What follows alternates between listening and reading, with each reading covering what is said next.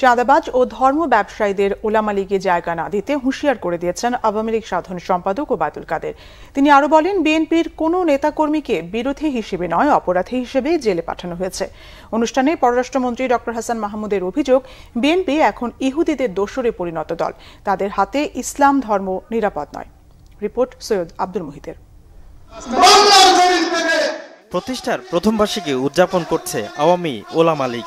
রাজধানীর বঙ্গবন্ধু এভিনিউয়ে সংগঠনটির দিনব্যাপী উদযাপন অনুষ্ঠানে যোগ দেন আওয়ামী লীগ সাধারণ সম্পাদক ওবায়দুল কাদের। এ সময় তিনি বলেন, সংগঠনটিকে আরো শক্তিশালী করে গড়ে তুলতে হবে, তবে দলের আদর্শের পরিপন্থী হলে কাউকে ছাড় দেওয়া হবে না বলে হুঁশিয়ার করে দেন।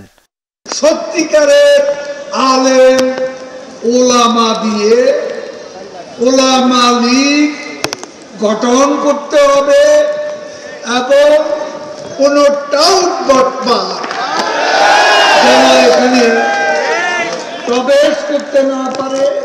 ধর্মের নামে ধর্ম ব্যবসা চলবে না।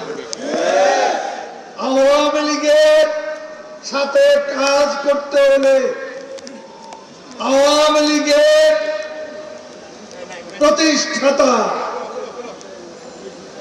জাতির পিতা বঙ্গবন্ধুর আদর্শ মেনে চলত।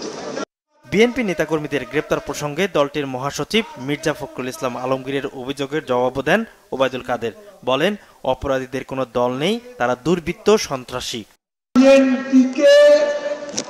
বিএনপির কোন নেতা কর্মীকে বিএনপি হিসাবে জেলে পাঠিয়েছি অপরাধী আস্তানা, অপরাধী ঠিকানা জেলখানা, অপরাধী ঠিকানা জেলখানা।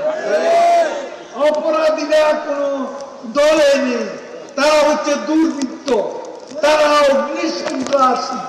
অনুষ্ঠানে পররাষ্ট্রমন্ত্রী ডক্টর হাসান মাহমুদ বলেন, বিএনপির আমলে আলেম ওলামারা সম্মান পাননি, ইসলামের জন্য দলটি কিছুই করেনি বলেও অভিযোগ তার। জনতার পক্ষে বলে নাই, ইসলামের বিপক্ষে একটি শব্দ উচ্চারণ করে নাই, আর বিএনপিও করে নাই। এরা ইসরায়েলের দোসরে রূপান্তরিত হয়েছে।